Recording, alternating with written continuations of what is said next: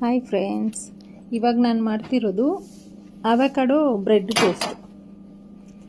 ಅವಕಾಡೋನ ಮಧ್ಯದಲ್ಲಿ ಕಟ್ ಮಾಡಿಕೊಂಡು ಸ್ವಲ್ಪ ತಿರುಗಿಸಿದ್ರೆ ಸಾಕು, ಬೀಜ ಬಂದುಬಿಡುತ್ತೆ. ಅವಕಾಡೋ ಹಣ್ಣಾಗಿದ್ದರೆ ಸಿಪ್ಪೆನೂ ಅಷ್ಟೇ ನೀಟಾಗಿ ಬರುತ್ತೆ ಅದೂ. ಆಮೇಲೆ ಅವಕಾಡೋ ಇವಾಗ ಸೀಸನಲ್ ಫ್ರೂಟು, ಎಲ್ಲ ಕಡೆನೂ ಸಿಗುತ್ತೆ. 2 ಥರ ಅವಕಾಡೋ ಇದೆ, ಒಂದು ನಾಟಿ, ಒಂದು ಹೈಬ್ರಿಡು. ಇವಾಗ ನಾನು ತೊಗೊಂಡಿರೋದು ನಾಟಿ. ಇದನ್ನು ಸಣ್ಣಗೆ ಸ್ಲೈಸ್ ಮಾಡಿಕೊಂಡು ಟೋಸ್ಟ್ ಮಾಡಿ ಇಟ್ಕೊಂಡಿರ್ತೀವಲ್ಲ, ಆ ಬ್ರೆಡ್ಗೆ ಸ್ವಲ್ಪ ತುಪ್ಪನೋ ಬೆಣ್ಣೆನೋ ಏನಿರುತ್ತೋ ಅದನ್ನು ಹಾಕ್ಕೊಂಡು ಅದ್ರ ಮೇಲೆ ಸ್ಲೈಸ್ ಎಲ್ಲ ಇಟ್ಕೊಂಡು ರುಚಿಗೆ ತಕ್ಕಷ್ಟು ಉಪ್ಪು, ಸ್ವಲ್ಪ ಪೆಪ್ಪರ್ ಪೌಡರು, ಒಂದು 4 ಹನಿ ಲೆಮನ್ ಜ್ಯೂಸು ಹಾಕಿ ತಿಂದರೆ ಟೇಸ್ಟ್ ತುಂಬ ಚೆನ್ನಾಗಿರುತ್ತೆ. ಆಮೇಲೆ ಮಾಡ್ಕೊಳ್ಳೋಕ್ಕೂ ಈಸಿ, 2ರಿಂದ 3 ನಿಮಿಷ ಸಾಕು. ಅವಕಾಡೋಲಿ ಹೆಲ್ತ್ ಬೆನಿಫಿಟ್ಸ್ ಜಾಸ್ತಿ ಇದೆ. ಬ್ಯಾಡ್ ಕೊಲೆಸ್ಟ್ರಾಲ್ ಬರ್ನ್ ಆಗುತ್ತೆ, ಗುಡ್ ಕೊಲೆಸ್ಟ್ರಾಲ್ ಗೇನ್ ಆಗುತ್ತೆ.